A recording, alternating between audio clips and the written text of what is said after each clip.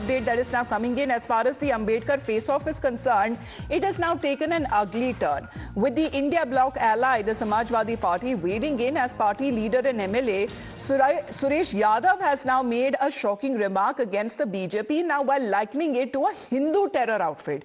He further says that the BJP is hell-bent in destroying the country. ये सरकार नहीं, Bharatiya Janata party एक आतंकवादी संगठन, हिंदू आतंकवादी संगठन, ये पूरी तरह से पूरे देश को बर्बाद करना चाहते हैं। हमारे महापुरुषों के बारे में इतनी गलत बातें करने का काम करेंगे। समाजवादी चुप बैठने वाला नहीं।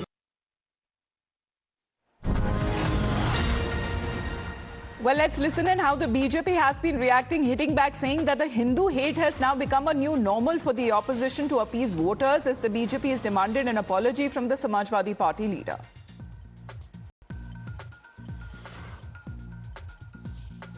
बीजेपी जिसको लगातार तीसरी बार जनता ने चुना है, मोदी जी को चुना है, तो जनता के विवेक पर सवाल खड़े कर रहे हैं। पहले ईवीएम को दोष दिया, ईसीआई को दोष दिया, जुडिशरी को दोष दिया, और अब जनता को ही दोष दे रहे हैं। जनता को एक प्रकार से कटघरे में खड़ा कर रहे हैं। क्या हिंदू आस्था को दो गाली, हिंदुओं को दो गाली ताकि मिले वोट बैंक की ताली? यही इनकी मंशा है, यही इनकी प्रणाली है। ये दिखाता है कि हिंदू विरोधी मानसिकता किस प्रकार से कूट कूट कर इंडिया अलायंस में, चाहे कांग्रेस हो, चाहे समाजवादी पार्टी हो, टीएमसी हो, इनमें भरी हुई है। उनको माफी मांगनी चाहिए। दंगाइयों के साथ खड़े हो जाते हैं। So this is how, when it comes to the BJP, that has been reacting. As far as the leader from the Samajwadi Party is concerned, he has in a way drawn a parallel between a terror outfit to the BJP as being a national party there. The BJP, which is slamming the Nafrat for Sanatan, saying that this has been the appeasement politics that has taken over when it comes to the opposition, and has sought for an apology from the Samajwadi Party Neta, saying that this is Hindu Virodhi mindset, which is for vote bank. This is the barb that is now coming across from the BJP as far as Akhilesh's MLA is concerned.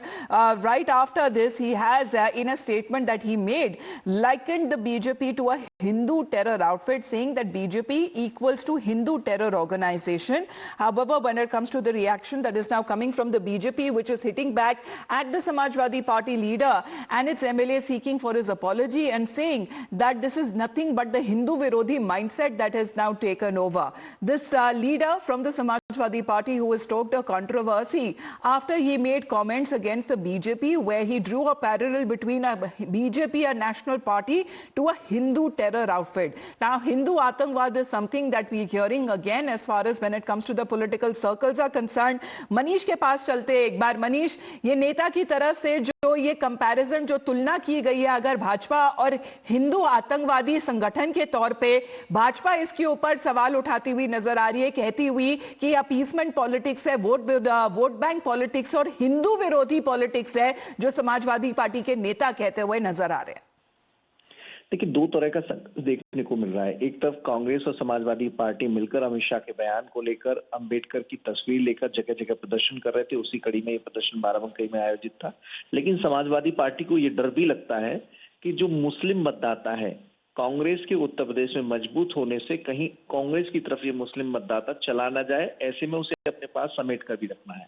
तो ये जो बयान है Samajwadi party की और कांग्रेस की अंदरूनी राजनीति का भी हिस्सा है कि बीजेपी को हिंदू राजनीति का आइकॉन बनाकर मुस्लिमों का रहनुमा साबित हुआ जाए। कांग्रेस भी इस रवायत को यूपीए सरकार के दौरान बढ़ाती हुई नजर आई थी। जब गृह मंत्री सुशील कुमार शिंदे हुआ करते थे तो हिंदू आतंकवाद का एक नया शब्द पेश किया गया था, और उसी रवायत को जो समाजवादी पार्टी के विधायक सुरेश यादव है वो निभाते नजर आए। और जब अंबेडकर के ऊपर जो बयान केंद्रीय गृह मंत्री का है उसको लेकर जब विरोध कर रहे थे तो कहने लगे कि सरकार बीजेपी की सरकार नहीं है बल्कि एक हिंदू आतंकवादी संगठन है। बीजेपी के नेताओं में नाराजगी है। बीजेपी के नेता समाजवादी पार्टी के नेताओं पर सवाल भी खड़ा कर रहे हैं।